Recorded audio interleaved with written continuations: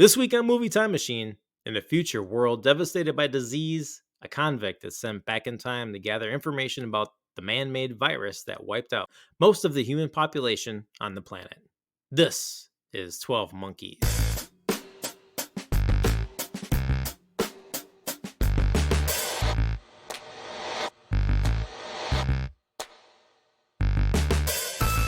Welcome to Movie Time Machine, your retro movie review podcast where we take movies from the past and relive them in the present. This week's movie, 12 Monkeys, released in the year 1995, directed by Terry Gilliam, starring Bruce Willis, Brad Pitt, and Madeline Stowe. I'm your Time Machine host, Chad, and let me introduce you to my Time Machine co-host. First, I think it's about time he gets on that series of Survivor. It's Jamie. Come on in, guys.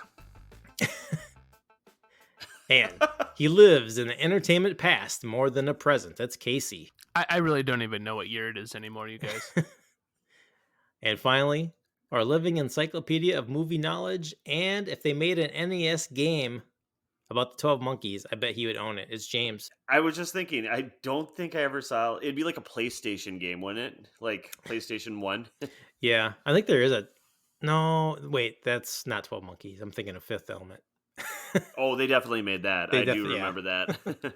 And there's also a wicked awesome Die Hard game. So if we're going with Bruce Willis, PlayStation first edition series, oh, it's awesome. Yeah, I think that was actually good. The Die Hard game on PlayStation? Yeah, it was very good. That was one of my favorite ones. Sweet. Those are the games that when you go back, like in your memory, they like seem so fun and cool, but like then you actually watch like a video of it, like, wow, like how was I playing that?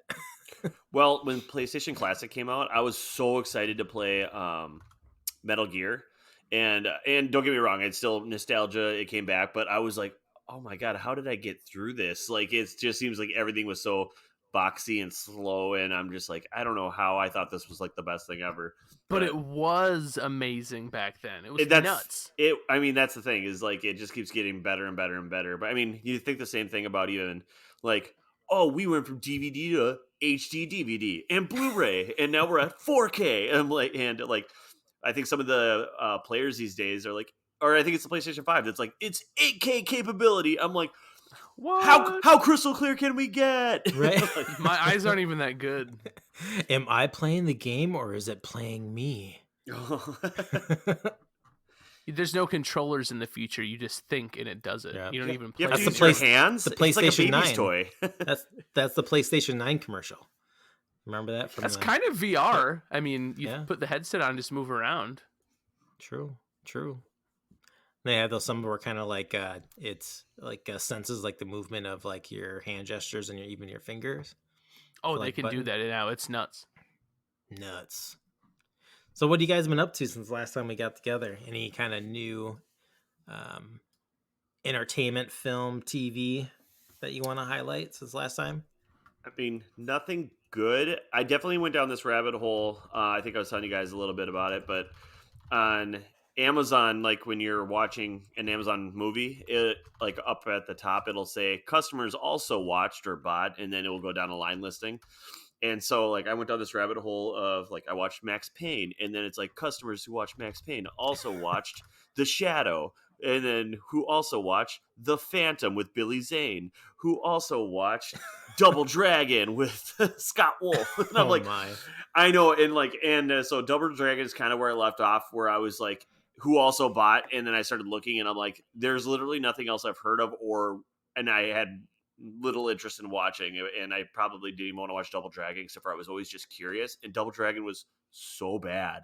It makes me curious to like, if we look up the box office for Double Dragon, like how does a film like this get made? And my answer has to be solely on the NES game popularity was so high that they were like, just put it out there. Kids will their parents will buy them tickets. Like kind of like Mario Brothers, which also I've never seen. I just hear it with John Leguizamo and Bob Hoskins that it's really bad. So I don't know. That was one that really suffered from rewatching as an adult. Like I should have left my memory of Super Mario Brothers in the 90s Blockbuster era. So my brother and I would rent the hell out of that tape, and it was so good. And then you rewatch it and it is so not. Oh no, I was gonna rewatch that. I shouldn't, is what you're saying. So Casey, it's a fun bad movie. It's I mean, I think you and I, aren't we both John Leguizamo super fans, or is that James? indeed. No, I'm right there It's with you. you. All right. Yeah, see, that's what makes me want to go back. Oh, man. All right, Maybe you I'll need to just like have to MST prepare. 3K it or something. Yeah, yeah. Yeah, it's definitely one of those. It is fun though. It's not good, but it's bad fun. So Good I enough. would give it another shot. So I haven't watched a ton of stuff. My wife actually started watching it. Therefore, on the side, I've been watching it. Is the Irregulars on Netflix, which is, I believe, a Sherlock Holmes-esque spin-off show. Because I think the Irregulars are a group of street kids that help out Sherlock in some of those stories. This is an adaptation of that. Um, Not super into it.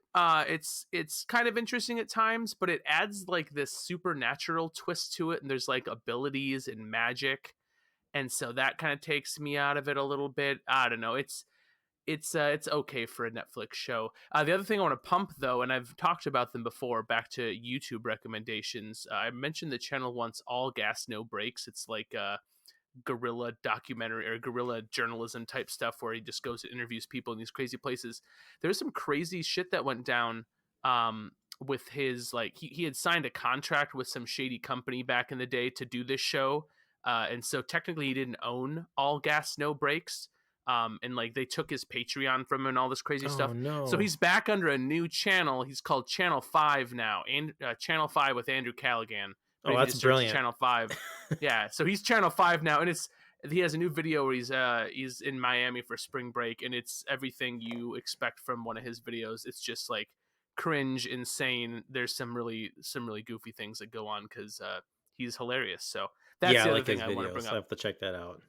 That's a bummer though, but at least he's Yeah, whatever. I mean, I love that name, All Gas back. No Breaks. So it's a It's like bummer that he Casey's lost that. But offline. Channel 5 is kind of funny because he does wear that tacky brown suit and just goes and parties.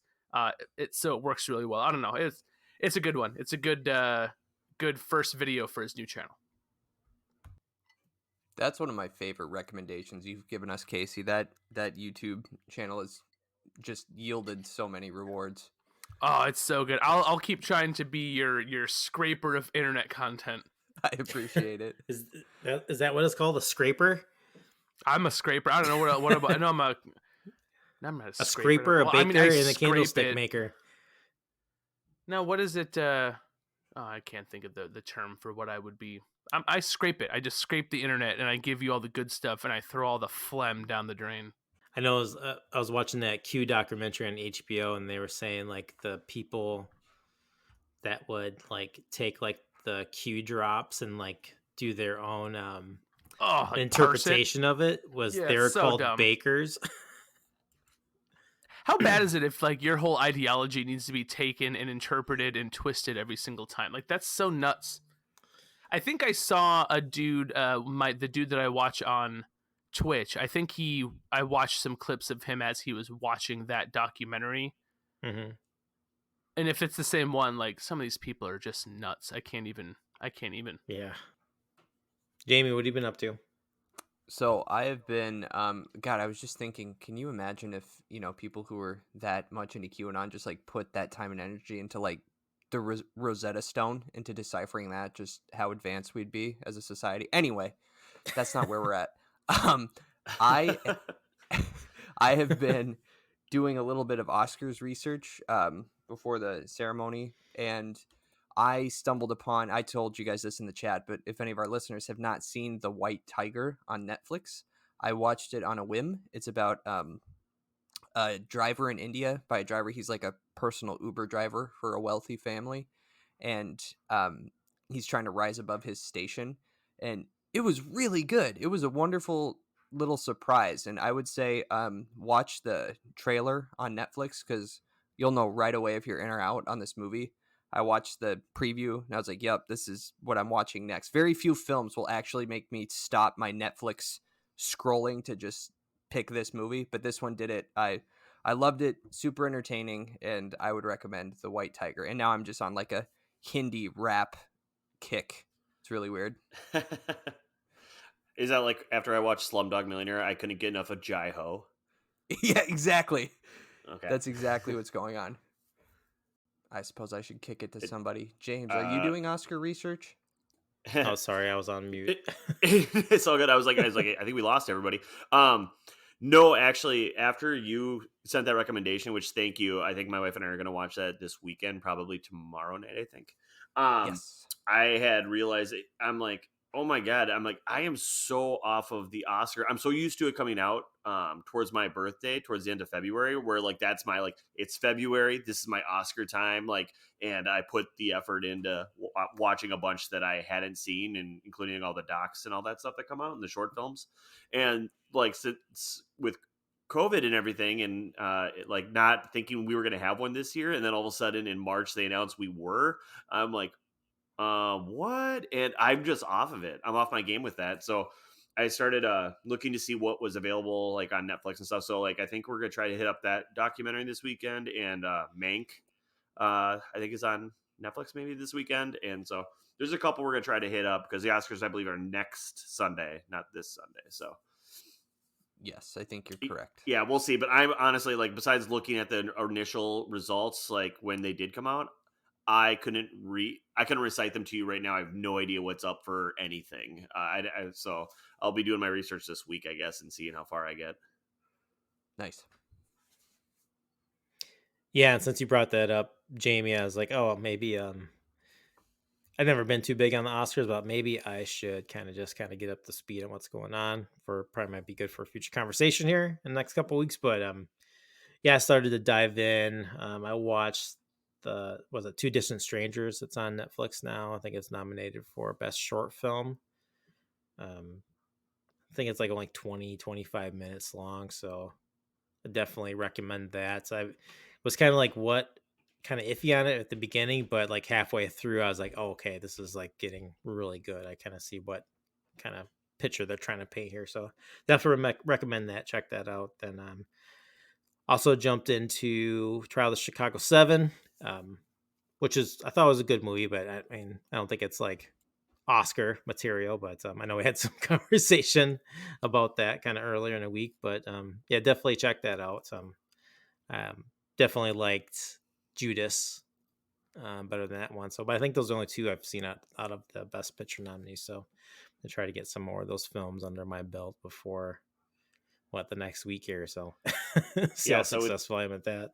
With you naming those two, Chad, I'm like, okay, cool. That's two off my list. I've seen those. We're good. So yeah, I'll just have to keep going. But yeah, this year was just so it was just such a strange year, and that I feel like everything should be almost available to see on some sort of streaming service at this point. Was nominated, so I feel like it should be an easy year to get caught up. But I think I'm a little bit too late for when the ceremony is going to be. But I don't know. I'd be interested to see how the ceremony is going to be. I haven't watched it. Has anybody watched any live award shows this year? I mean, I think it was the Golden Globe intro with no audience really, or very little audience. And I think, yeah, it was the one where Tina Fey and Amy Poehler, where Tina Fey, I think, was in New York and Amy Poehler was in LA, and they like did a split screen and hosted. I don't know. I think they did okay with it. They did as good as I think they can, but it'll be interesting. I'm assuming they still have no host this year. Yeah. It should just be like, what's the robot that they put on like Jeopardy? Oh, the Aaron Rodgers? I was gonna say Max Headroom. Max Headroom? Yeah, that would be rad, right? God, that would be good. All right, let's jump into our movie of the week. This week's film is 12 Monkeys. It came out in 1995. This is my pick for this episode, and I haven't seen this in quite a while, and I used to own this on VHS. So I watched it quite a bit. Wait, hold on. What is that? Like a special DVD? VHS. Is that like HD Blu-ray? What is that? Yeah, it's like tape. Is that something you can get on the App Store? Can I get that on the App Store? Yeah, I wish. It's like it's very like hot stream. It's this media that's called physical media, where it's like. Hold on, I have to exercise to watch something. Yes, yep. You have to exercise. You have to pick something up and like put it. Yeah, you have to stick it in. Count me out. Yeah, but I was really wanted to go back and check this out and kind of see if it held up, and I was unsure if this would be too soon with the current pandemic at hand, but Yeah, but before again, I obviously like this film. That's why I picked it. But yeah, I'm curious what your guys' kind of feelings are in this movie. I think most the people have seen it before, or they haven't seen it in quite a long time.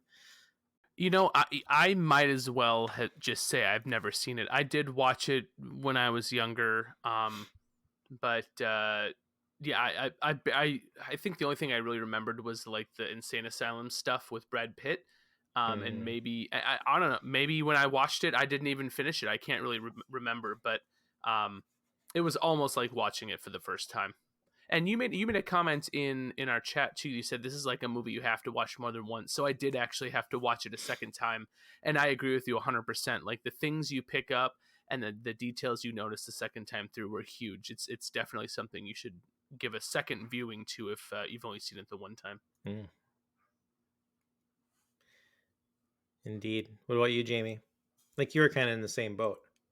Yeah, this was my first time seeing this as well, and I remember it was always talked about as one of those movies, as Chad says, with a twist, like your Sevens or your Sixth Sense, those kind of things. And actually, I didn't find it to be kind of advertised as that, because the more I stopped trying to make all the pieces of the story fit together and just kind of lean into we're all mad and it's all a dream and that kind of mindset. It kind of, I don't know, I felt like that was kind of more the spirit of the film, but I really loved it. I mean, it was like a gritty sci-fi movie wrapped up into a cool 90s chase film. So yeah, it really worked for me.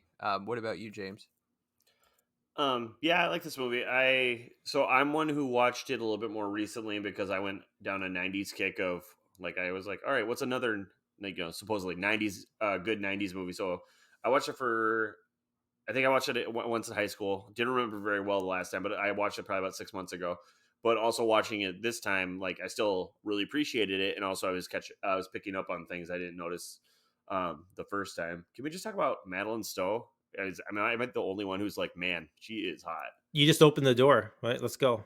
All right, Madeline Stowe, man. Like, I think that I remember her in, God, was it like The General's Last of the Daughter Mohicans. and Last of the Mohicans? And like, she was this like, kind of mid late '90s, like really cute, I think talented actress. And I don't think I've seen her in anything recently. I think my wife said that she saw her. She was in the show Revenge with Sharon Carter, or the lady that plays Sharon Carter in Falcon and Winter Soldier.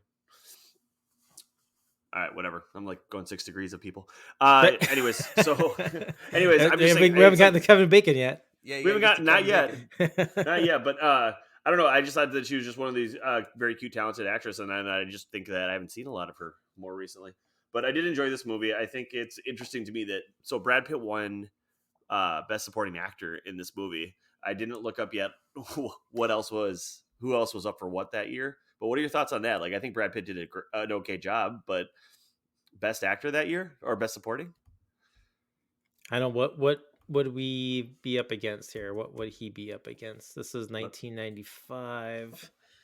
So what is this, Pulp Fiction year, or is that the year before? That was the year before. So this would be the 96 ceremonies, 95 films. And while Chad's looking that up, I think he was really good. For me, I actually found him to be like a little extra, which I can't believe I'm saying because I'm a huge Brad Pitt fan. But that's honestly kind of how I felt. I don't know. I thought he was awesome. I guess I'm trying to see what he was up against, but I think for me was sorry, he didn't win. Okay, I'm sorry. He was nominated, but he didn't win. Hold on. Now I'm looking at two different things. Hold on. I'm going back to what I looked at. He was definitely nominated. I thought he won it. Maybe I read that wrong. Because I know for a fact now that I'm looking at the winner, I'm like, no, he won. I misread that. Never mind. He was just a nominated person. Okay, because the winner was Kevin Spacey for Usual Suspects. Oh, yeah. Nominee. Yeah. Which I'm like, as soon as I saw Spacey, I'm like, no, for sure Spacey won Usual Suspects that year. That's when like everybody just wanted everything Kevin Spacey until more recent events. Dun dun dun. Right. Dun dun dun. Bum, bum, bum, bum. Oh man, Ed Harris for Apollo 13. God, I wish he would have won that year. I love Apollo 13. Um, Costume was Oscar the other nominations one. was best supporting actor Brad Pitt, then best costume design Julie Weiss. Sorry, Brad. If I actually, Reese. now that I'm saying even out loud, I think Brad won for Moneyball, and that was his first Oscar, if I remember correctly. No, it was Once Upon a Time in Hollywood. He didn't win for Moneyball.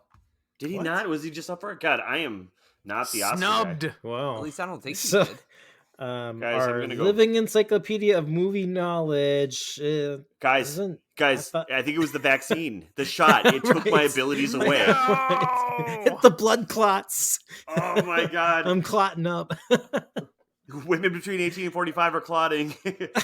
Guys between 18 and 45 are losing their movie knowledge. This is what am I gonna do with my life? Janssen strikes again. Janssen. I do not have math to backfill this. Oh God, where are we now? Sorry. That's fine. Well, speaking, I just read off like the Oscar nominee for costume design. I thought they did a really good job of kind of making this like dystopian future look like really patched together, and that's what I love about like anything that depicts like a future where it's not like this clean and shiny, like, high tech future. Like I like it where it's like it looks like somebody took, it's like scraping together every little bit of technology that they have to do something crazy, like make a time machine, but or a chair to interrogate somebody on with like a sphere with like faces on it. That's always kind of reminded me of the interrogation scene from A New Hope. But yeah, what are you guys' thoughts on just like the design, character design, costume design, and just like the aesthetic of the film between like modern day and that dystopian future part of it? I actually was a big fan of the dystopian future stuff. I thought it was very Gilliam-esque. I thought it was just quirky. The way that it was kind of presented, it was very steampunk-like. Like the Yeah. machine that sends them back through time, that big plastic tube. The fact that they're on this big chair that they strap them to and shoot them up really high. Like a lot of that stuff, and like the screens that are moving around in front of him. It's all like unnecessary and just design flair, right? And that's kind of, it feels kind of Gilliam and kind of just weird and quirky for the sake of just this art piece. And I think it works really well. I'm not poo-pooing. I love the steampunky kind of vibe of the dystopian future. Yeah, that's where it reminds me of, now that you say that, the Gilliam like kind of like connection. I remember, I haven't watched it, but I remember just watching like the first like 5-10 minutes of Brazil on something, and it kind of had like that same feeling on it. I was like, man, I really need to go back and like kind of catch those early films. I know he kind of has a lot of that kind of input and character in those films as well. Well, and what else I think is really cool is that we talked about Academy Awards, and I think we're going to talk about box office later, but it struck me like this movie made money and was nominated for Oscars. So, like, I think culture-wise, we were really willing to get a little weird in the 90s with, our sci-fi, and I just think of, the X-Files is a huge primetime TV show on Fox. And then I think it all culminates to The Matrix in 1999. Like, that's the movie we were all building towards. But yeah, I was just struck by like how willing we were to go there in the 90s. I don't know that an audience today would be eager for it. Maybe they would, though, with the way technology is kind of grown. So I could be wrong. I was looking at like even the sets, like, so yeah, there was a lot of detail and kind of quirkiness to the future scenes and whatnot, but like when he's putting on like basically the giant condom all over his body and then puts the clear suit on him before he goes to the real world, and all that, like, but like just like, or like just putting on all the latex everywhere, but the detail in the 90s or in the past for them, like, so in 96, like they had to like spray paint the 12 monkey signs on the walls of the streets of wherever they were filming, and then they had to cover them with all the posters of like a typical Philadelphia, New York-esque scene. It just seemed like between the extras and all the little details that they had, like where of like, homeless people running around or laying around in the like where there's just like mattresses everywhere. Like I don't know if they filmed where all that stuff was already there, or like they had to like find all this clutter even to like throw in all these different scenes. It seemed like that where like all their money had to have gone to set design and not anywhere else. I don't know. That was just my feeling on a lot of it. Well, they found a lot of Muse posters somewhere, so maybe they were already up. It kind of reminded me of like back in the day when you used to go to like First Avenue. They used to have maybe what I haven't been there so long now, but like was it maybe like when you first walked in or when I was on like the side of the building, like it had like a wall where like, they would just like staple up all like these like paper copied like posters of like shows coming up, and I always remember like tearing those down and bringing them home, and that was like my decor. Putting them on your walls. Yeah. I agree with you, James. For a lot of the movie, I was wondering if it was a set or if they just like drove to the city of like downtown Baltimore to film this movie, or even like I kind of got a Chicago vibe from some of the street scenes too. I know it's in Baltimore, but I was like, man, are they just out there on the streets? Because that's what it looked like. I mean, it looked really raw and super realistic. Yeah, it definitely looked like guerrilla style filming. And yeah, Baltimore. I said Philadelphia earlier. I couldn't remember where it was. But yeah, it's like, here, quick, go shoot this scene, and like hopefully we don't get in trouble. Like, yeah, like Bruce Willis actually killed a guy in that theater. Like, and they were like, let's just go with it. We'll say they're actors. No, I'm just kidding. He's protecting Madeline. Thanks, bud. So it's so Bruce Willis. So this is like a Bruce Willis action film. I know, like I was reading that he was kind of wasn't sure whether to like maybe it was him or maybe it was, I don't know, the director, whether they should sign Bruce Willis or not for this movie because of his like kind of action, like kind of typecast, personality, or like in Hollywood, if that would impact like this role in this film. But I remember this is kind of like the part where I actually started like getting into Bruce Willis. Wasn't really into the Die Hard movies and stuff like that. Sorry guys. But because like right before this too, like I see him in like Pulp Fiction, and then I see him in 12 Monkeys, and like I'm like, holy shit, I kind of like these kind of independent or kind of not kind of mainstream type films, even though it made almost 170 million. But yeah, what are your thoughts of Bruce Willis in this movie? I mean, I thought it was good. To your point, like I think probably, yeah, when I think of Bruce Willis, I do think of some like an action star. Until like I don't know, a later movie would be Unbreakable, where he seemed, or even Sixth Sense, where he plays this more soft spoken kind of guy. And that's kind of like in this one, I feel like he was. I mean, there's definitely like sure there's some action scenes where he gets in a couple fights or whatnot, but he definitely for the most part is just like this drooling kind of soft spoken crazy person, which is something I don't feel like we'd seen him in before. So I could see why they would be cautious of that. But I think he did a good job. I think the other one that I read about that Terry was worried about was Brad Pitt wouldn't be able to pull off like the nervous, like rapid speech, and then ultimately they just took away his cigarettes, and then he did it perfectly. I thought Bruce Willis was really good, but Brad Pitt I thought killed it. Some of those like expressions he could get with the like weird eye, and you just see like the madness. He did that really well. Yeah, that's clearly a contact, right? That's what I was going to ask. Yeah, he's wearing contacts, right? No, yeah, I know.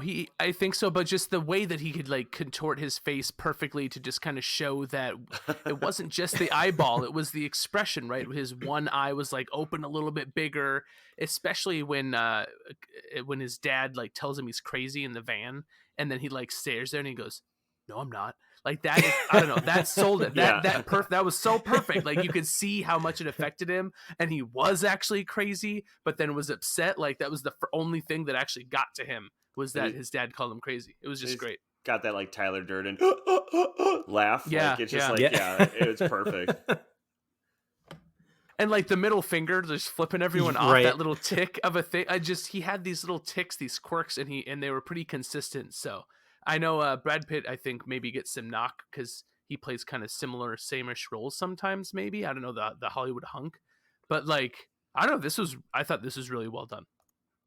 Well, and I'm sure we'll get to favorite scenes later, but when he's giving Bruce Willis the tour, when he first gets to the hospital, oh my God, that killed me. He's, right over, hey, that's my chair. That's Oh yeah, that's I my know chair. he comes back to that chair like multiple times, especially like later, like when I think that's like when he gives Bruce Willis the key, and like the whole place is going crazy. Like the guy sits in his chair again, as Brad Pitt's going to is going past the chair. He's like, out of my chair. He's like, chair. I just Yeah. like he keeps on coming back to that. But yeah, why don't we kind of go into favorite scenes, since you're saying that? Why don't you kind of dive into that a little bit more? What do you like most about that tour, Jamie? Well, I think it's like you're in the nut house and he's just it's his home, so he's giving him a tour of his home, and you're just so clearly in topsy turvy land. And God, what does he say about the TV? Like, yeah, here's the commercials. They want you to watch those. Don't watch those, and you'll get sucked in or whatever. And yeah, he's just so manic, but he's still kind of with it because he's cracking jokes and he's aware of the situation he's in and kind of aware of how crazy he is. So I just think he plays it so great.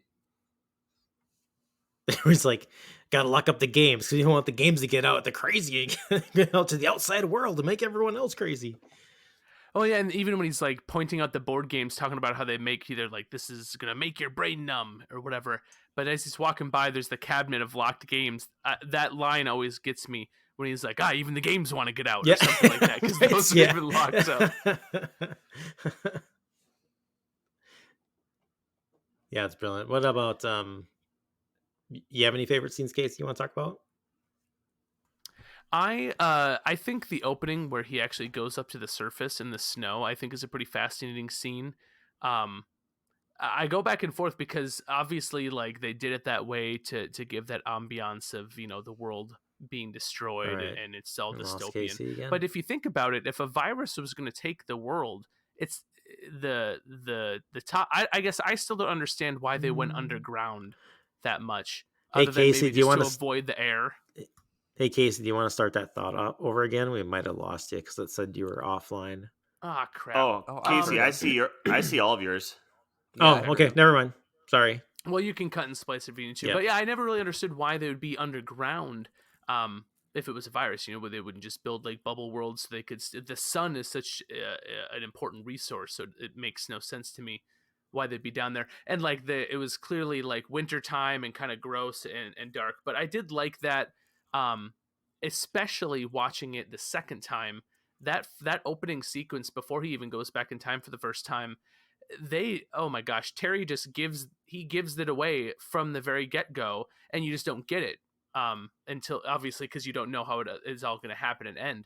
But there's like those scenes where they're showing the animals and everything, and they specifically cut from the 12 Monkeys poster saying we did it to the lion, and it's like he's telling you, well, that's what they did, that's all they accomplished. He's telling you that in the first few scenes of the movie, but you have no idea that he's like giving it away right away. So I really like that opening dystopian ruined cityscape. Yeah, he does a lot of cool stuff there too, where almost everything that you see kind of in that opening scene is it comes back to it, like he keeps on coming back to those, like you see like the bear in like the storefront.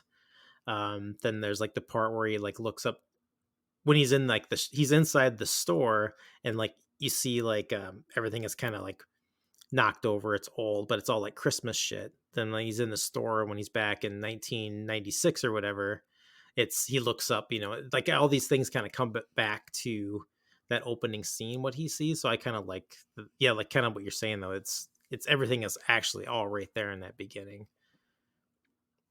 It's reflected. Yeah, and watching it a second time, he does that a lot. There's a lot of little subtle nods where he's like telling you exactly what's going on. So that's why I said earlier that I think you're right. It's absolutely a movie that you should watch a second time because you're going to pick up a lot of those things.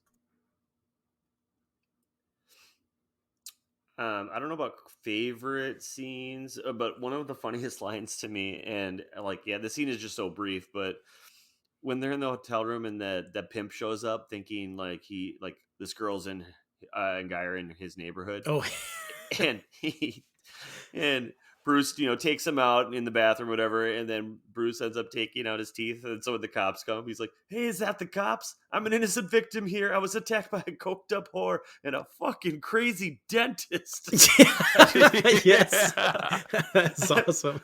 And like I just forgot that line, even though I watched it like a little while ago. But as soon as I heard that, I busted out laughing. Really, That's really awesome. I hard. forgot about that. That's hilarious. That one's got some good ones. She's not a lady. That's my psychiatrist.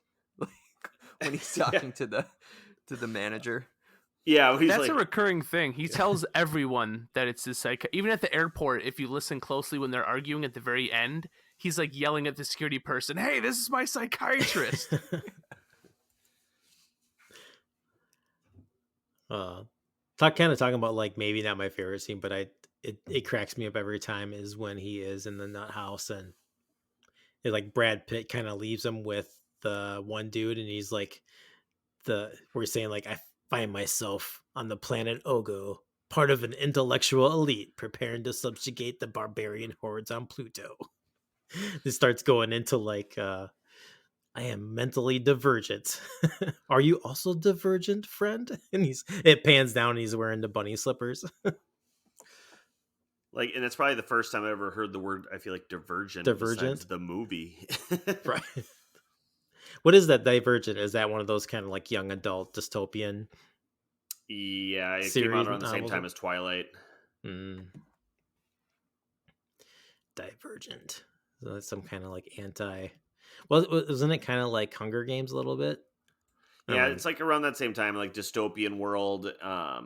Kind of, yeah, exactly like Hunger Games, or not exactly, but it's got the same idea. Is that it's a young adult book where it takes place in dystopian world with teen love interests and whatnot. I mean, like even like Casey was saying with the show that he was just watching that they gave like takes place in Victorian London with Sherlock Holmes type characters, but they happen to have magic powers. I was just thinking about that the other day where I'm like, okay, so we had like a decade of dystopian teen love dramas, and now we're down. Now we can't do that without them having magic involved. Like, so what's the next thing that we're going to be all in on? I'm sure it's going to go back to like some like Greek god stuff or something. So speaking of like watching this in the middle of a pandemic that doesn't seem to be ending anytime soon, did any of that like cross your mind or like while watching this film, like any kind of comparisons or analogs to what's going on today or not? Shoot him. I lost Chad there for a second. All right. Am I back now? You're back. Or I mean, Chad, I had you the whole time, but okay. So Casey, he was asking if with the pandemic happening right now, did that affect your movie watching, or did it make you feel differently about how you were watching it? I mean, nah, dude, I got that poke, baby. Chad, for me, not really. Like until you actually even mentioned it, that was not even in my like sight line. Even when I was like, when we were like last March, shut down, all that kind of stuff, and I was looking for pandemic movies to watch, like Outbreak and Contagion. Yeah. Never once did I think of 12 Monkeys, which makes me super sad that I didn't think of it then. And now we're just so far into it that like that's not where my head's going anymore. Right. Gotcha. Yeah, it was interesting. Like now we're trying to, reach herd immunity. We're trying to fight so hard with science to, we fell behind, but we're trying to kind of like take 3 steps forward where we took 2 steps back. So I thought it was kind of cool that, his main focus is to like, they know it happens. So he's trying to put all that energy into preventing it, or at least learning enough so that they can kind of have a better outcome in the future. So I think if there were any parallels, that was one I took from it, just kind of how frantic he is to learn as much as possible about what happened. Well, hold on, that actually brings up a good point, because I didn't catch this the first time around in that, and maybe this is common knowledge with this movie, but the people in the future wanted the virus to happen. they didn't want to stop it ever. That was never the purpose. That's what Yeah. blew kind of my mind when I didn't get that. That's the whole purpose of that lady on the plane. That lady's from the future. Yep. And he's like, what work are you? And she says, insurance. So she's literally there to make sure that no matter what, this virus still goes around. All they care about is knowing the origin of it so they can fix shit in the future. They don't care about the past. They don't want to save anyone. They just want the future to be nicer. That kind of like was a mind explosion once I connected those dots the second time. Yeah, Bruce Willis's character Cole like says it quite often. Like he says, like, I'm not here to change the future, or not here. Not here to change the future. Not here to change the future. Like we just But I think I think he thinks that they can't change the future, but clearly the fact that lady came back on the plane means that he was having some effect, and that the future could be changed, and they were coming back to make sure that no matter what, that happens. So sorry, I'll go further into it because I was doing some reading about it because that's what I do with stupid movies like this. But like that's the whole purpose of what's his face? What was his friend that he ran into back in the war as well? Jose. Yeah. Jose. That's like the reason Jose came there. He gives him the gun, and then what's her face tells him who they have to go shoot, and he dips. He has nothing else to do because his job was to give him the gun, and then they were all going to watch who they chased because Cole told them that it was at the airport, but he never told them who it was, and they didn't know yet because they wanted to make sure that shit still happened. So all those dots finally connecting kind of blew my mind, and I thought the ending got even more crazy, and out of the whole movie, I think got even more interesting once I kind of made that clicking connection. You see those little subtle things where I think there was a line that one of the people in the future referred to the past as like that dead world or that lost world in a way like they had no intention of trying to save the past. Right. Hold on. This is not how I read it at all, and I'm like really like now I need to watch it again. I assume when she's like I'm insurance because Bruce didn't kill that guy. He did point him out, but now like okay, they caught that. So, you know what? Well, send that lady back to the future cuz guess what? You know, that just happened a second ago for her. So, and then she was going to kill that dude on the plane. Why did she sit on the plane with him then? Like if her job was to kill him, just kill him.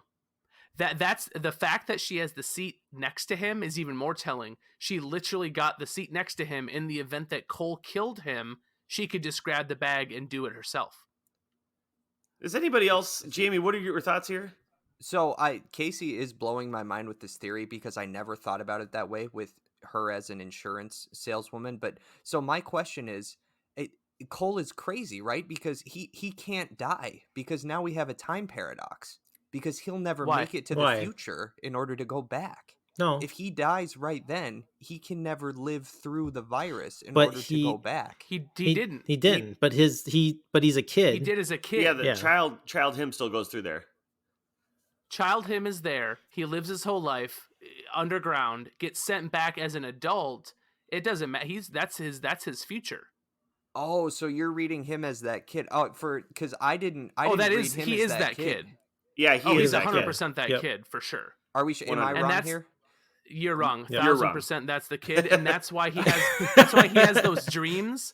And he even says in the movie, he says something about, I thought they were just dreams. Right when they get to the airport. Sorry, I literally just rewatched this like today, so I've got the details fresh.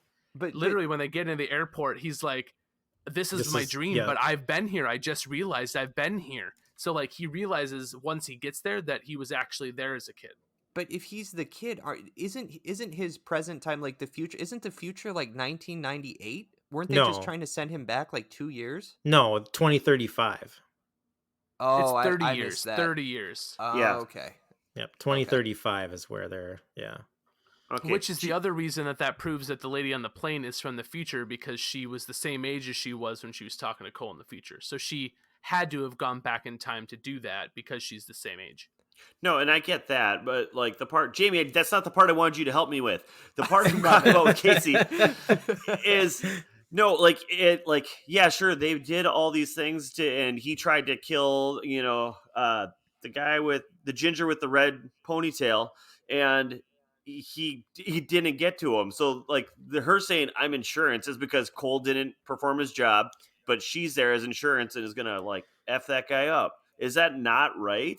They don't want, Chad, that they don't want, she's insurance because they don't want him to die. They just want to get the virus from him.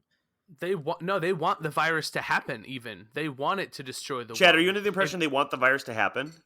They want it to happen, but they need But I to also don't have think the they can virus. change it. They can't change it, but they're could getting be it they're too. getting the origin of it so they can use it to have a cure in the future. That's what I understood. Yeah. Not that like she's insurance and then they're going to make a bunch of money in the future or whatever Casey was saying. I might be making that up. Insurance. It's a Geico But commercial. Yeah, Casey, I'm sorry. My issue was I didn't think that they wanted it to happen, or that they could think they could stop it. Like the past already happened. Like they can't change the past. He kept on saying that. I think she was there to like find the origins of what all that happened, and then they could fix their current 2035 present. Right, but I guess explore that further though. Let's say they got the original virus in the past, brought a sample to the future, cured it. They have the power to go back in time. Why wouldn't they go back in time and give the cure again? Well, it doesn't You know what I'm fix saying? Like it doesn't fix their future though, right? Like then it's you just create another. they don't They know can't- that. They don't. I don't know. They don't know that, do they? They don't have like the theory of time travel down, and nor do we even as mere mortals know what would happen. Are there multiple universes, right? That's all theory. I think if you're in the future and you know the cure and you could go back in time, shit, I think they try it.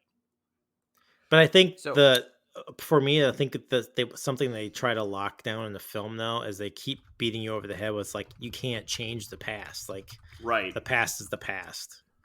They said it so many times. And like Bruce Willis is like the conduit to like everything he sees and is getting, like they're kind of scrapping this evidence together throughout the film in the future and piecing it together to find out actually who is the one that spread this virus. And that's how they nail down to actually get the origin of the virus and bring it back to the future. Because otherwise, they wouldn't have So any. the thing that they wouldn't have I any think need to he travel did- back to the future if they didn't want to. I fix the think he virus changed the in the future a future. little Or bit, travel to and the that's past why if they she wanted to was fix- insurance. Yeah. I think the fact. So remember, Brad Pitt's dad, like the psychologist called him and said he's gonna do this crazy thing, and he changed like his security procedures because of that.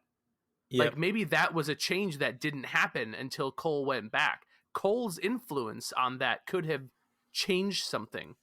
And so maybe they were worried that, oh shoot, he can actually, this isn't how it used to happen. Now it's happening a little different. Yeah, I don't know if I have any other evidence as to why that would be though. So what you're saying is you want to rewrite this movie so like Madeline Stowe goes up to little kid Bruce Willis and carves in his arm, "Don't trust the ginger in the ponytail." So then in the future, Bruce Willis will have this scar, just like in Looper. But he never meets the ginger, the ponytail. If anything, she should have told him, "Come find me so I can kill this dude when he comes to my book signing."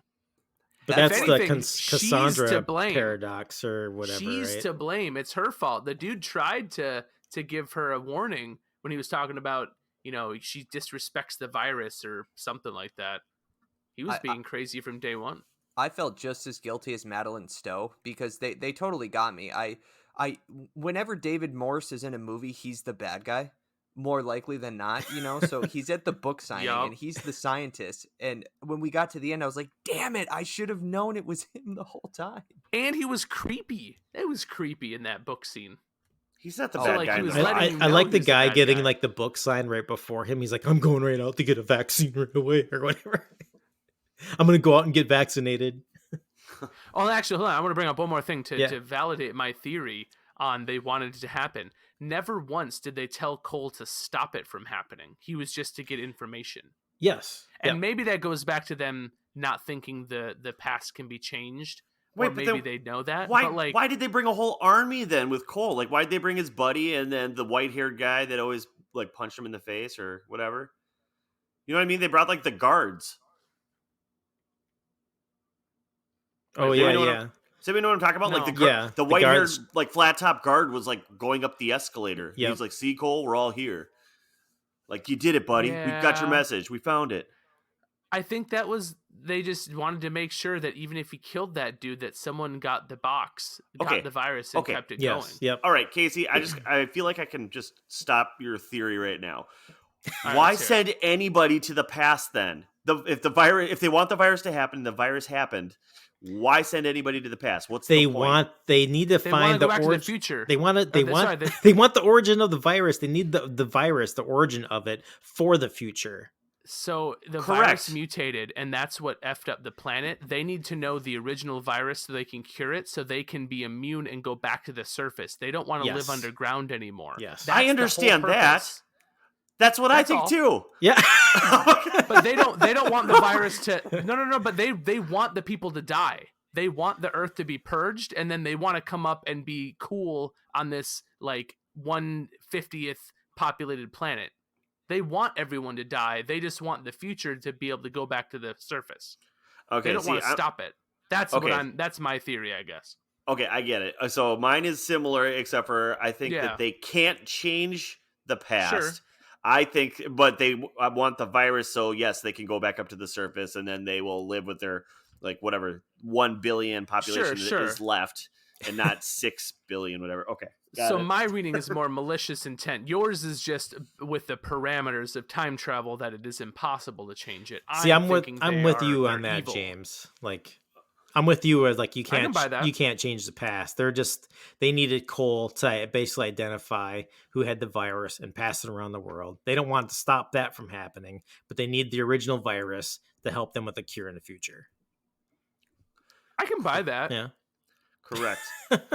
So is Guys- it safe to say that all three of you think that he actually did travel through time? Because that was one of my big questions: is did he He's travel not through time, crazy. or is he crazy? He's not crazy. No. I don't No, think That he's would crazy. defeat the perp. That doesn't make it. That wouldn't make any sense. Okay, Hold on, I have stop. to Hold wa- on. I'm It's not like done yet, guys. Bob I'm not done Newhart's yet. I just woke up from a dream paradox. Hold on, I'm not done yet. What's the point of insurance then? If they didn't want it to happen, why does it matter if they know where it came from? They can't bring anything back. He was never able to bring anything back. Sure, he Well, did. maybe He they swallowed a know where to- spider. maybe He's a they- good little soldier. Or maybe But they he didn't throw it back up or anything. We don't know that the spider made it back. maybe they Dude, take a vial, they hide it And they infect somewhere, and themselves. they find it. Then they could go back and find it in the future, like where it was left. Oh, yeah, I guess I could see that. I mean, yeah, you could do several different things. What don't else? know. What else, James? I don't This is know. why like time travel movies are so fun. Well, that's what- I love time travel. Well, that's why. Directly after this movie, I watched Looper, and I'm like, Oh, and yeah. it'd been a long time since I watched that, and I'm like, Is that just like, as good that as one you was- remember? yeah, that one was still blowing my mind. Where like, have you guys seen Looper? Yeah, I Yeah. have. There's the scene where like, the older version of them gets sent to the past. The younger version doesn't, kill him, so he runs away. And then there's a scene where they like the mob or whatever catches up with him and slowly or catches his younger self and starts cutting off limbs. So his older self is also starts like losing an arm or losing a finger and then losing a leg, and it like they start like carving in his arm like, meet me here, and like so now his arm is scarred so he knows where to go. Like that whole like concept was like blowing my mind. God, that movie is so guys- good. I need to watch this movie again because I got to be honest. I thought Bruce Willis was crazy. No, Yeah. no. I went into the movie and like most of the way through I was like, oh, it's time travel because it's Terry Gilliam. You know what I mean? I was like, it's not gonna not be a time travel movie because it's Terry Gilliam. But then I think Casey, you kind of cracked it back open for me with your explanation there because I gotta watch it again. I can tell you something. I read this, and I can tell you, I had a moment where I did think that, though, Jamie, watching this again, and which I don't think it is, but what made me think it was is that the Florida Keys, there's a Florida Keys advertisement when he's in the nut house. Then there's a Florida Keys advertisement on the radio when he comes back in time again, like a year later or 2 years later, how many years it is, like after he kidnaps her and they're in the car. Yeah, it's like 90 and then 95 Yeah. and then 96. Then there's like, then there's one again when they're in like the hotel room, and there's like time travel themed cartoons on the TV when they're in the hotel room, and there's this kind of like the cartoons that are on while they're in like the nut house are like kind of like time travel or like somehow connected to that, where it's like I can see where you can make that argument for that. But if that's the argument, where does he live in the past and he's hallucinating the future? Because he dies in the airport, right? Like that has to be reality. Yeah. Yeah. So yeah. would that mean that he's hallucinating that he's from the future going back in the past, and he's actually just in the insane asylum? Or maybe it's like you can use both. Maybe it's like a disorder, like a delusion from traveling in time, back in time, right? Like Maybe, he's been maybe. going back and forth so many times. Then you got like these But memories. wait, hold on. that... But Jamie's theory is that he never went back in time. Yeah, He's right, just right, crazy, right? Right. Gotcha. Yep. Well, That how was do you his- explain like Madeline Stowe's character of like she basically is the character that is proving that he's not crazy. Mm-hmm. Like she thinks he's crazy. She by the end of the movie realizes he's not from all the proof that she's gained from the bullet that's in his leg, the picture from World War One, like all these different little things that have been happening. Like when she goes and leaves the message on the answer machine for like the cleaner place, she comes back Yeah, but and she's he, all like, excited. Yeah. and he just like I love repeats. that's a Yeah, brilliant that's a good scene. Brilliant scene. Yeah. So I have an answer. It's I did some Wikipedia research, and it's and again I'm not. It's even bulletproof. Sure Bulletproof research on Wikipedia. I'm not even sure I believe this. Is theory it from anymore, 'cause I think Anon? You guys might be talking me out of it, but so folie à deux is French for madness for two, and it's also known as shared psychosis or shared delusional disorder, and it is when hallucinations or delusional beliefs are transmitted from one individual to another, and it happens a lot in families, I guess. Parents What? making their kids believe different things, or siblings drawing their siblings into other, their delusions. So like that would be the best case I have, but reading a little bit further, it's no longer recognized by the DSM-5, so it might be outdated. What about the Jackson 5? I should have Did they asked my recognize it? wife. She knows the DSM manual as a therapist, but Yeah. So I don't know. I thought that was kind of fun though, that he could like make his psychiatrist crazy. But Okay, because I was gonna say, as a family, the way you described it as like siblings, like, and the parents are the cause of the psychosis, and then that's how that happens. That makes sense to me. But yeah, the fact that two adults, like an adult that I don't know. I guess technically that happened between the Joker and Harley Quinn. that's exactly what I wrote down. It's Harley Quinn. Oh, sorry. yeah. No, that's really funny. But That's no, awesome. honestly, I couldn't come up, or I couldn't find a term or an example of a patient drawing their therapist into their delusions. So, But I think it's a little Stockholm syndrome-y too, though, because he did kidnap her. So it's not just a patient, therapist relationship at that point. And that kind of lends itself to your theory too, right? Like if she was suffering from Stockholm syndrome and was like in love with her captor, and he's feeding her all these delusions of time travel, maybe she'd buy into it. It's very much Harley Quinn at that point. But then I'm still go with like the bullet that they find. Like it said, like we never caught a scene where like she's holding a bullet and her friends are like, okay, put down the banana. I don't know what you're talking about. Right. And the cop knew the bullet was an antique. So that's like, did they dilute? Were they imagining that with that one cop guy was like, yeah, the bullet you pulled out was an antique. Well, in that, or was it that was that never in his leg and they were just thinking the bullet? You know what I'm saying? Is that what that would say? He said it in his pocket the entire time because his like grandfather gave it to him. Is that a bullet in your pocket, or are you just happy? So, I don't know. I think that one's an interesting theory, Jamie, and I love the research you did on it. I'm gonna not buy that one. But you know what though? On. That does make me want to watch it again. But you're Didn't right. Bruce Willis have a penchant for? Didn't he have the ass watch? Wasn't that a movie? Pulp Fiction. Pulp Fiction, right? Pulp There Fiction. you go. So he has a penchant for carrying things around for a long time, right? It was actually Christopher Walken's butt. Yeah. Oh yeah. Same. I mean, it was his dad, so it runs in the family. Yeah. It's all butt stuff. It's all fair and game when it's. It wasn't a watch. It was a bullet. I learned about the prison wallet when I was a child. Oh God. Nature's pocket. To your point, that was like the smoking gun where I couldn't explain that. So that was the one where I'm like, he's probably traveling through time because we have no evidence that he's like a weapons expert or a history collector or anything like that. But we do have pictures of him in World War One. So So then with the bullet and the spider, are we just under the assumption that if like his skin is basically the barrier of what can travel through time with him? Like, or Well, someone? no, did he go back in time naked when he was first caught? Did he have some of his plastic still on when he was cuffed?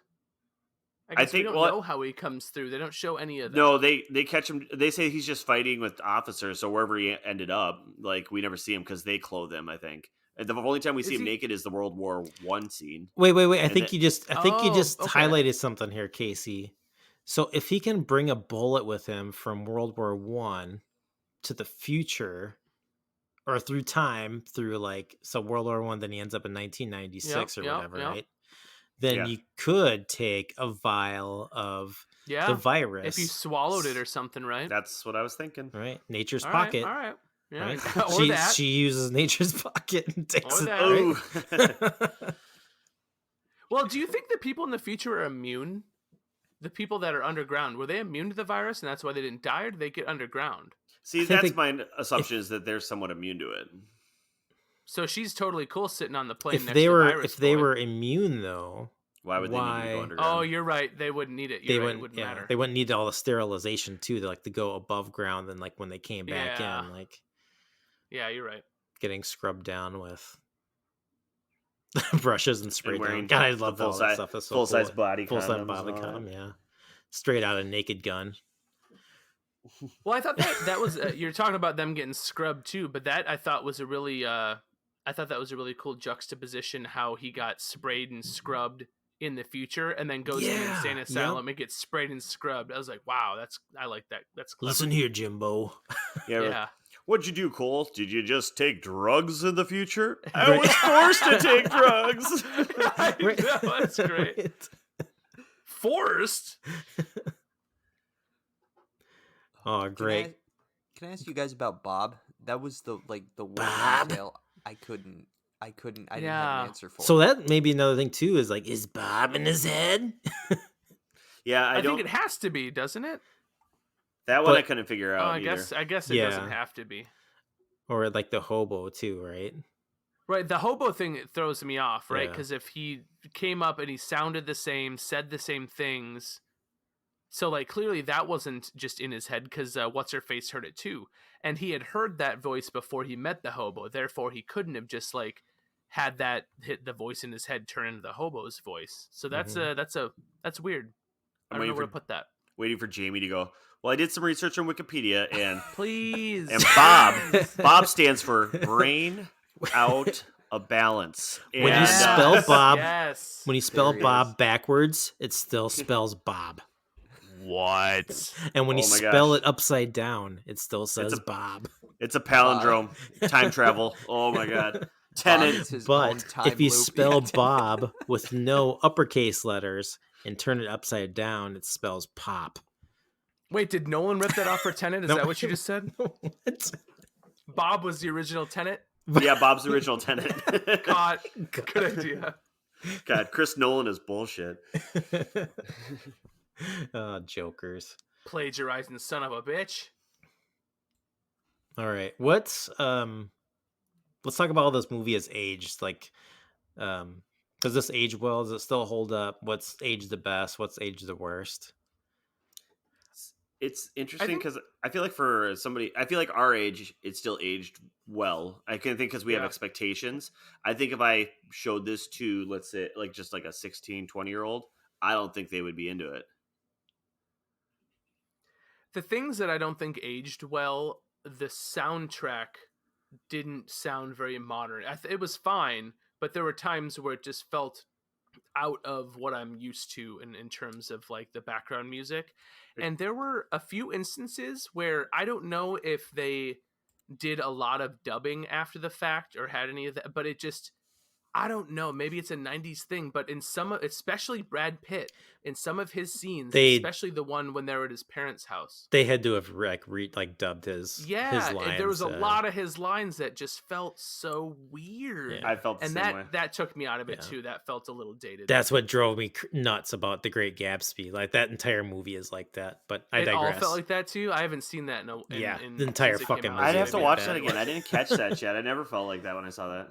Really? I was like convinced when you were saying that about Gatsby that your speaker and Blu-ray were off. I'm like, what are No. you talking about? No, I'd like picked it up from the beginning. I was like, I gotta look this up, and it sounds like it was like the entire movie. Then as I watched it, it's like, yeah, it sounds like it's almost the entire movie. Maybe the something like about the- CGI feel of Gatsby though helped mask it for me. In 12 Monkeys, it took me out because it wasn't every piece of dialogue that felt like that. It was just a good amount of Brad Pitt's lines Yeah. that he would deliver felt kind of dubbed over like that. Yep. Yeah, I caught that too.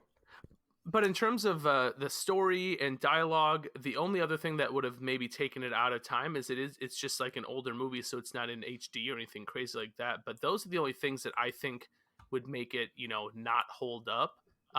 Because it's such, especially the dystopian future stuff, is so Gilliam, so styled that it's hard to even place when exactly it was made, just because it is such a unique take on like a dystopian future kind of steampunky underground thing. I think it can live mostly out of time.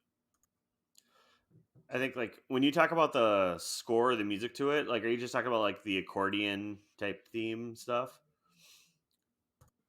Not Chase? just that. There are a couple like scenes where like the background orchestral music, the score itself would maybe it just got a little too loud for the scene, or it wasn't mixed how I'm used to. And again, it wasn't bad. It just felt different, and maybe that just helped pull me out. Not even pull me out of it, but just help me kind of realize that this is a slightly older movie.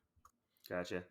Hey, out of curiosity, does anybody or had anybody watch the 12 Monkeys TV show? Negative. What? No. Is it No. about the same thing?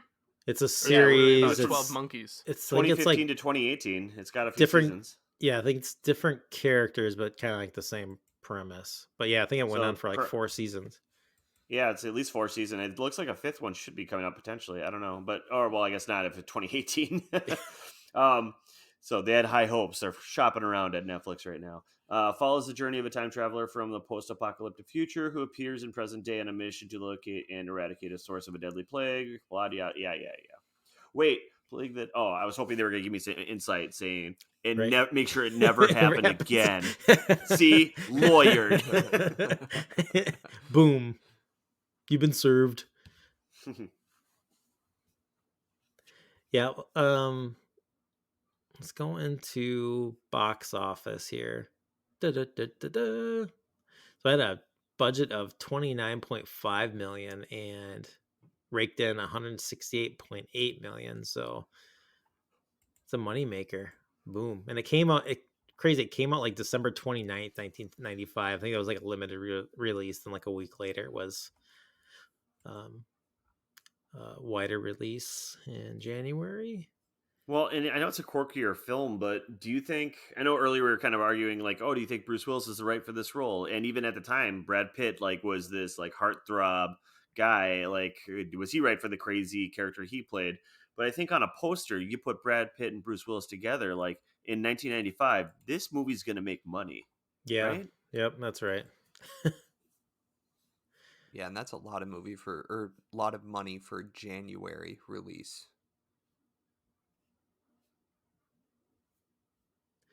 Yeah, it's going to ratings reviews too. Like Rotten Tomato has an 89% critic score with the 88% audience score. IMDb is 8 out of 10 average and 74% on Metacritic. So I'm pretty high overall. So it seems like it's still holding up over time, which I would agree with. One of my favorite movies. I don't think it's like the best movie, but it's like I think it's just such an awesome story and just kind of how it's told and the kind of steampunkish kind of dystopian future and time travel and just kind of putting all those pieces together throughout the movie is It's really cool. It's really good for that. And it's time travel. I'm a sucker for time travel. Same. Yeah. I'm a big fan of any story that's original, that isn't a reboot, isn't a spin-off, and I actually like it when they make a film and leave it alone. It doesn't always need a sequel. You don't need to keep dragging it on. So anytime that we can get just a good story, a good movie, something that you enjoy watching, you can watch it again, and it kind of just lives on its own in its own little bubble of pop culture. I like that.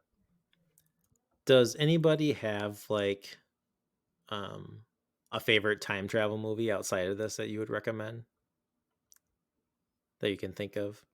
God, I feel like I've just gone down that rabbit hole recently. Like seriously, just talk about Looper. Like I recommend it for anybody to watch again. It was really, really good. Otherwise, I don't know if you guys have ever seen The Avengers. I'm just kidding. There he is. Wait, what? When he said that, I went to the Uma Thurman Avengers movie. Oh yeah. Oh, I remember that one with God, what's it? Ray Fiennes or whatever his name is. And, no, I don't know. I think for me, and I don't even know if it's necessarily time travel, because I mean, do you consider Interstellar time travel technically? No, because like time is it's just hard speeding to. up. It's just relativity that it's really Yeah. about, not time travel. Yeah. Never mind. So I guess I wouldn't really fall into it. I guess like because when I think It would be like the most realist. Like if you talk about if you could really time travel, I guess you can technically say that McConaughey actually did travel into the future. Yep. Right. Yep. Yeah, no, I guess you could technically say that, but I don't know. I'll just go back and say my favorite. But time hold on, are we Whoa, all whoa, whoa, traveling whoa. to the future right now? That's what Currently. we're doing. I'm Yeah. currently just going a lot slower. That's all. Yeah. Well, like if he, true. I guess. My favorite time travel movie is Terminator 2. Ooh. Boom.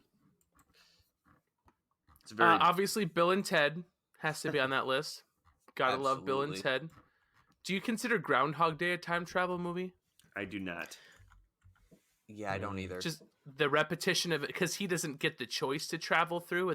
Is that what makes a time travel movie, where you do it with intention? If there's no flux capacitor, that does not make time travel possible. So it doesn't work for Groundhog's Day. And I Tony think Stark those are had also- Tony Stark had a flux capacitor. Yep, We all yep, know yep. this. We know the T-1000 had one built inside him. We all know this. and I think That's that's like true. a stuck in time movie. Yeah. Okay. Well, I was Yeah, gonna throw- that's more of a he's in limbo movie. Yeah, for sure. Yeah. I was going to put Edge of Tomorrow in there too, because when I saw that, I was actually blown away, and it was way better than my expectations had I love that given movie. to me. I Yeah, haven't that seen was a that. fantastic. They are making It's really good. They are making a sequel. No idea what it's going to be about, but same Whoa. The same Edge director, of and I Today. think everyone signed on. The No, Edge it's of just Yesterday. It's going to be called what everybody else called it: Live, Die, Repeat. Right.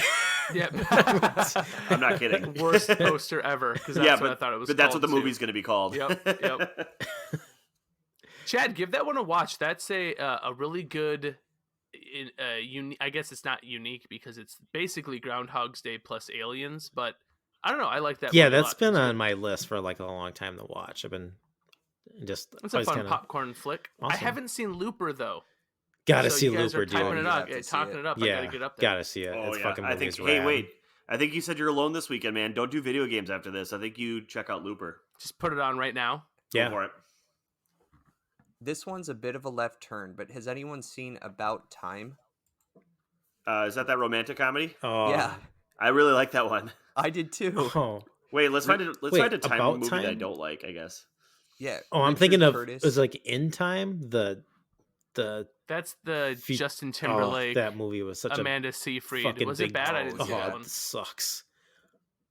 Yeah, no, this one's good. This one's Donald Gleason and Rachel McAdams. It's a time travel rom-com. A lot better than you would think. Oh, that's what I would expect coming from you. That's a good. Of the. I don't know if that's a compliment or not. It is. I do have two of them that I just thought of that I really enjoy that are off the cuff because you mentioned the time travel rom com. Did anybody see Safety Not Guaranteed? No. Yes, I did see that one, and that was It's a on good Netflix, film. I believe, right now. Yeah. It's very good. It's with the guy Mark Duplass, and What's her name? Yeah. Andre Aubrey Plaza is in it. Yep. And it's the movie premise was based off of an actual I think it was like a Craigslist ad for like it where the paraphrasing was seeking a companion for time travel adventure, safety not guaranteed, and and then somebody like from the New York Times or something like that went to go interview this guy about what this was about, and then that was like a real story, but then that's what they based this script off of, and so I thought it's really cute and I think really funny. But I think that one was well done. And then the other one was frequently asked questions about time travel. Did anybody see that one? No. I didn't, No. but I thought I heard about that one. That one is got I cannot think of his name. I don't know, but I'd have to Google it. But anyways, that one's another one where I threw it on a whim. I think it was on HBO a long time ago, and like that was the best comedy I'd seen in a long time when I watched it. Frequently asked questions about so anyways, I recommend those if you haven't seen them. Speaking kind of sidetrack. Speaking of Duplass, have you seen the Duplass brothers series that they did, Togetherness? I think it was like a HBO series. Like it was only on for like 2 seasons. No, I never saw that one. Really good. I mean, that's like for me, it was like, oh my god, this kind of like captures like to be like a 30 somethings, like maybe early 40 somethings, like couples. Like it's like maybe not in the spot or position you are and want to be in life. It's really good. Kind of like 2 seasons, like 8 episodes each, like half-hour episodes. But I wanted to recommend a time travel movie that is probably up there with one of my favorite time travel films. It's a Spanish film called Time Crimes. And Adonde? Called Time Crimes. And I remember it was one of the first like movies I watched on Netflix streaming, like on my Xbox, like whatever, 13 years ago or something like that. So definitely, if you can find that, that movie is always bouncing around on some kind of like free streaming service like Tubi or something like that. But check that out. It's really awesome. It's subtitled, but it's so cool. And it's really like the scope of like where like the time travel stuff is occurring is like really small. Like this isn't like across like many lands or countries or nations. It's like like it in like a neighborhood almost, but it's really cool. I love it. It's awesome. Kind of creepy, but yeah, definitely check that out. Time Crimes, huh? Yeah, Time Crimes. I'm on it. Yeah. Yeah, I just added both of those to my watch list. All right. Are we? I mean, Back to the Future. Okay, there. One of us said it, but we don't have to. I mean, it's just assumed it's the best time travel movie, right? Like, it's not even worth talking about. Right. I'm maybe just more of assuming our like listeners are going, how did they not mention this? Right. Screaming at their phone or whatever they're listening to. All right. James, do you have a question for us this week? If not, that's okay. I gotta get back on that. I can think of one off the top of my head. If you were a time traveler, no, I got nothing. I'm not gonna do that. I guess fine. The simplest one would be if you could time travel, like either past or future, which would it be, and like what are your expectations? So example would be, I guess future, whatever. But let's just say if I could go back to the past, I would like to be in like maybe just 30s and 40s style. I feel like I like their garb a lot better, and maybe I would do better as a hustler. That's just me. Anybody else? Are we talking like Avengers Endgame timeline changing stuff or like multiverse time travel? Because that's a loaded question. I think I would like to assume that you could go back and hang out, but you're not going to be changing the future. So can you interact? So we're not talking Christmas Carol, just go back and check it out? I think it's more of I was thinking check it out, but if you want to go back and touch your other self and then combust in time, that's fine. Okay. Or go back and kill Hitler. I don't know. Yeah, or you can go back and kill Hitler. You can go back and kill Hitler. That's fine. Yeah, you can make if that's happen. the case, then I'm definitely gonna go and have dinner with Patrick Swayze before he died. No, I'm Aw. just kidding. When you can kill Hitler, it's like Hitler, Patrick Swayze. I don't know. Now I've had. That's But like, yeah, you know, under the, wait, under the condition he ghosts me can I- like that. You know, we do some pottery together. can I That's the old school definition of ghosting. can I say that is like one of the dumbest like fucking icebreaker questions like anybody can ask. It's like, oh, if you could travel back in time, who would you like to travel back in time with and have lunch with? Like, And would it be on your bucket list? yeah, right. I don't, there's like this 23-year-old kid that's on my team, and he said something about being on this bucket list. I'm like, dude, I was like, you're 23 years old. You shouldn't have a bucket list. You should have a Well, do what if my list. bucket list? What if my bucket list is a list of buckets that I might purchase? Right, right. I need a 5-gallon bucket. I need a 3-gallon Exactly. bucket. I need a 1-gallon bucket. If you want a better icebreaker question, this is my go-to and my favorite thing to ask that I've stolen from the internet is, would you rather fight one duck-sized horse Oh. or 100 horse-sized... Wait, no, sorry. One horse-sized duck or 100 duck-sized horses? Oh, One horse-sized duck. I live like, Really? I- That bill is gigantic! I agree, but then it's like, I don't know. I feel like I don't have to run as much. It's more pivoting. 'Cause Right. He's just like you two can just legged, like focus. "Wah, wah, You can just wah, focus wah." on one thing too. Versus like this is like that. Would you fight like an army of kids? Right. Yeah, Or like- exactly. How many kids could you fight Right. at once? That's a good question. I don't to know. I ask, struggle teammate. with 2 sometimes, but Yeah, dude, I'm telling you, 3 or 4 toddlers could take me down Yeah, for totally, dude. It's just like because they know they always go right for the nuts. Well, I guess if I wasn't a nice person and I was actually fighting the toddlers, I feel like I could take more than them. But I don't think I'd have it in me. Like they're Is kids, it like I don't think I right. could do it. Are they like demon ash kids? Like you kill one, they multiply and like start killing. No, I think it's God, just it's my kids. Just, nightmare. yeah. Just Okay. children, regular old children. I think if I could travel back in time, I would like travel like way, way back, like a time where like, you know, like 5 million years ago, you know, like just to kind of see what the world looked like, because we just are totally having really no idea what the world looked like. We're just kind of pieced it together through fossils. So I'd do something crazy like that because it would probably be mind blowing, because it would totally not be, or it'd probably go back in time was just like it'd be just like today. There's like people in trailer houses and houses Yeah, hanging out, Shit, man. Good luck with wearing COVID masks, too. right? It's just the stacks. Yeah. COVID-3 was a bitch. I heard. Oh my God. COVID-3. I also like to think like Chad didn't do his due diligence on research, and he's like, "Fuck, I should have brought a parka." Like I am. Right. I got 2 days Goes and to the Ice I'm Age. I'm starving to death. Like, shit, oh yeah, it's you the can come Ice back. I guess Age. Chad, you can come back. Hold on, I'm gonna get back to 12 Monkeys. How did they know when to pull him back? Like when he got yanked back when he was in the river or whatever, was that just random? Did they just decide to yank him back? Did it expire? They never assume- talked about the return trip.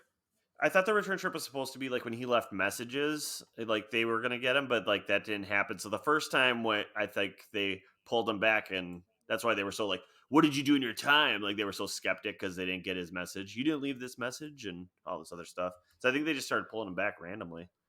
Yeah. That was a detail I couldn't suss out. Hey, did you answer the time travel question, Jamie?